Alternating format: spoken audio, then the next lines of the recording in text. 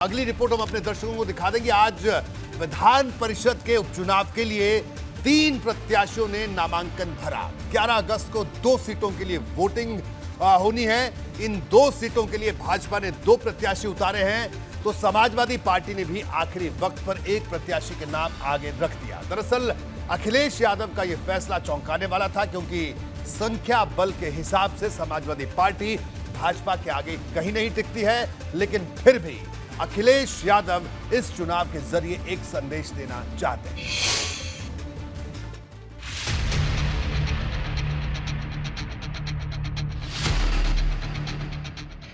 कहने को तो विधान परिषद की सिर्फ 2 सीटों पर उपचुनाव होना है, लेकिन इस चुनाव में एक बार फिर अखिलेश यादव और योगी आदित्यनाथ की रणनीति आपस में टकरा रही है। भाजपा ने दोनों सीटों के लिए उम्मीदवार का ऐलान शनिवार को ही कर दिया था। सबको लग रहा था कि संख्या बल न होने के चलते अखिलेश यादव इस चुनाव से दूरी बना लेंगे, लेकिन आखिरी वक्त में अखिलेश ने भी एक सीट के लिए दावा ठोक दिया और नाम आगे किया कीर्ति कोल का, जो आदिवासी समाज से आती हैं। अब सवाल यह है कि क्या कीर्ति कोल संख्या बल न होने के बावजूद विधान परिषद पहुंच पाएंगी, क्योंकि उनकी टक्कर उस भाजपा से है जिसने नामांकन के दौरान शक्ति प्रदर्शन करके बता दिया कि उसके हौसले कितने बुलंद हैं। भाजपा ने धर्मेंद्र सिंह सेंधवार को जमीन पर मेहनत का इनाम दिया है, जबकि निर्मला पासवान के जरिए महिला वर्ग को संदेश दिया है। भाजपा ने इस चुनाव के जरिए ओबीसी और दलित फैक्टर को भी साधा है। यही वजह है कि जब दोनों प्रत्याशी नामांकन के लिए पहुंचे तो खुद सीएम योगी वहां मौजूद रहे, साथ ही दोनों डिप्टी सीएम भी नामांकन के दौरान मौजूद रहे। ये केवल और केवल भारतीय जनता पार्टी में हो सकता है। अन्य दल परिवारवाद और वंशवाद के आधार पर काम करते हैं। Bharatiya Janata party cadre base organisation है, ये लीडर बेस ऑर्गेनाइजेशन नहीं है। कार्यकर्ताओं के आधार पर चलने वाली पार्टी है, और जो हमारी पार्टी की ताकत है वो कार्यकर्ता है, और इसलिए कार्यकर्ता को आगे बढ़ाने का काम हमारे नेतृत्व ने किया। मैं नेतृत्व के प्रति हृदय से आभार प्रकट करता हूं। बिल्कुल आसानी से मिलेगी। भारतीय जनता पार्टी ऐसी पार्टी किसी भावनाओं के साथ नहीं खेलती। जो उन्होंने खेला है सपा ने, और वो जान रहे हैं कि हमारी जिसको हमने खड़ा किया वो हारेंगे, तो भारतीय जनता पार्टी उसको खड़ा करती है जिसको जिताती है। नामांकन के जरिए भाजपा ने ताकत दिखाई, तो दूसरी तरफ सपा प्रत्याशी के साथ पार्टी के प्रदेश अध्यक्ष नरेश उत्तम पटेल और विधानमंडल दल के मुख्य सचेतक मनोज पांडे पहुंचे, लेकिन इस दौरान अखिलेश यादव खुद मौजूद नहीं रहे। समाजवादी पार्टी के राष्ट्रीय अध्यक्ष जी का आभार व्यक्त करती हूं कि मेरे जैसे आदिवासी समाज के ऊपर उन्होंने अति कृपा की है, और मेरा आदिवासी समाज हमेशा उनके लिए आभारी रहेगा। और मैं कीर्ति कोल मिर्जापुर जनपद से हूं। 96 विधान से मैं विधानसभा प्रत्याशी भी रही हूं। तो मैं सदन परिषद के सभी सदस्यों से विनम्र हाथ जोड़ के निवेदन करती हूं कि इस आदिवासी समाज के बेटी बहन पर उपकार करें और मेरा भी आदिवासी परिवार का नाम आगे करें। सपा की कीर्ति कोल भले पूरी ताकत से चुनाव लड़े, लेकिन संख्या बल के हिसाब से भाजपा को हराना बहुत ज्यादा मुश्किल है।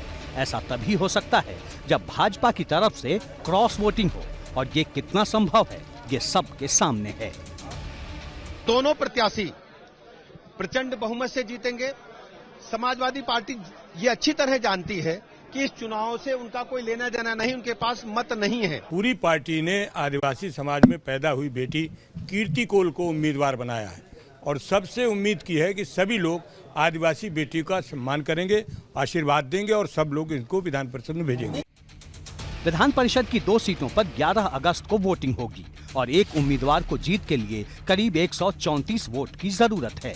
अगर आंकड़े देखें तो शिवपाल को हटाने के बाद सपा गठबंधन के पास सिर्फ 118 वोट हैं। ऐसे में सपा की जीत बहुत दूर दिखाई देती है। एबीपी गंगा के लिए लखनऊ से अनुभव शुक्ला की रिपोर्ट। आज ओम प्रकाश राजभर ने फिर से अखिलेश यादव पर निशाना साधा। ओपी राजभर ने इशारों में अखिलेश यादव पर अपनी सलाह के मुताबिक चलने का आरोप लगा दिया। दरअसल समाजवादी पार्टी 9 अगस्त से पूर्वांचल में पदयात्रा निकालने वाली है। ये यात्रा उन्हीं इलाकों में होगी जहां ओपी राजभर राजनीतिक तौर पर दावा ठोकते आए हैं।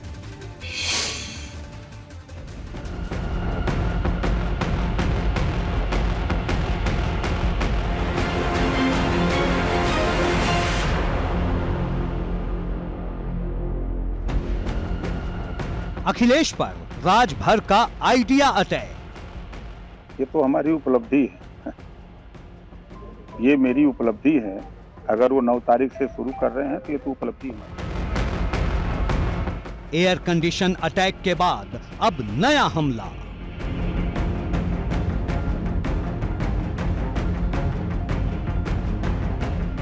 क्या राजभर का आइडिया चोरी हो गया? जब समाजवादी पार्टी 9 अगस्त से पूर्वांचल में ओम प्रकाश राजभर को चुनौती देने की तैयारी में है, जब सपा ने ऐलान कर दिया है कि उसकी देश बचाओ देश बनाओ समाजवादी पदयात्रा के पहले चरण में गाजीपुर, बलिया, मऊ, जौनपुर और भदोही से वाराणसी के बीच की दूरी नापी जाएगी, यानी राजभर के असर वाले इलाकों में खुद सपा के दिग्गज जमीन पर ताकत दिखाएंगे। ठीक उसी वक्त राजभर ने कर दिया है अखिलेश पर चुभने वाला तंज। राजभर से 9 अगस्त से शुरू हो रही सपा की यात्रा पर सवाल किया गया था। इस पर राजभर ने इसे अपनी उपलब्धि बताया। ये तो हमारी उपलब्धि है, ये मेरी उपलब्धि है। अगर वो 9 तारीख से शुरू कर रहे हैं तो ये तो उपलब्धि हमारी। ऐसा कहकर राजभर ने ये साफ संदेश देने की कोशिश की है कि अखिलेश यादव उनके एसी अटैक के बाद जमीनी राजनीति को लेकर इतने सक्रिय हैं। सुभाषपा के अध्यक्ष का साफ संदेश है कि उन्होंने अखिलेश को एसी की सियासत से दूरी बनाकर जमीन पर उतरकर संघर्ष की नसीहत दी थी। अब सपा की ये यात्रा हमारी उपलब्धि है। ये तो हमारी उपलब्धि है, ये मेरी उपलब्धि है। अगर वो 9 तारीख से शुरू कर रहे हैं तो ये तो उपलब्धि हमारी। राजभर साथ ही इस बात को दोहराते दिखे कि अगले लोकसभा चुनाव में सबकी नजरें उन्हीं की पार्टी पर टिकी होंगी। ये तो तय है कि आपने देखा कि 22 का चुनाव पूरे उत्तर प्रदेश का ओम प्रकाश राजभर के इर्द गिर्द ही रहा। अब 24 का चुनाव आ रहा है तो आप लोगों के साथ साथ सबकी निगाहें राजभर की तरफ, तो चर्चा तो स्वाभाविक है। राजभर से वाराणसी में उन्हें लेकर जारी किए गए सपा कार्यकर्ताओं के पोस्टर को लेकर भी सवाल पूछा गया। इस पोस्टर में राजभर को गीदड़ तो अखिलेश को शेर के रूप में दिखाया गया था। इस पर राजभर ने कहा कि ऐसे पोस्टर के जरिए भी उनका प्रचार ही हुआ है। डेली हम सोशल मीडिया पर देखते हैं, कोई प्रधानमंत्रियों को का बना देता है, कोई मुख्यमंत्रियों को का बना देता है। तो देखिए, ये तो हम तो इसको प्रचार मानते हैं अपना। राजभर ने अखिलेश यादव के झाड़ फूंक वाले बयान पर भी लगे हाथों निशाना साधा। उन्होंने इसे सपा की हताशा और निराशा का सबूत करार दिया। हताशा और निराशा है। अमेरिका में पढ़ने वाला व्यक्ति अगर झाड़ फूक पर विश्वास करे तो ये समझ में आता है कि शिक्षा बेकार है। आप पाल प्रजापति, बिंद केवट मल्ला, राजभर चौहान, बिंद नाई गोंड लोहार, आर्य करकवंशी, बंजारा, बहेलिया, खंगार, ये तमाम जातियां जो अति पिछड़ी जातियां, दलित जातियां हैं, इनके हक के लिए हम लड़ रहे हैं। आवाज इनके लिए हम बोल रहे हैं। आज धीरे धीरे हमको 20 साल हो गया, तो जो लोग इनका हिस्सा लूट रहे हैं उनको बुरा लग रहा है।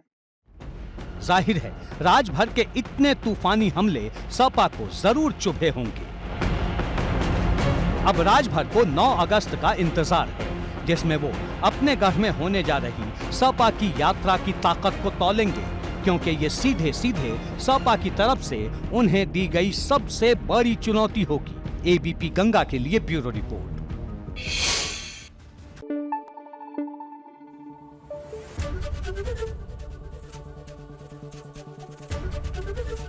एबीपी गंगा, खबर आपकी, जुबान आपकी।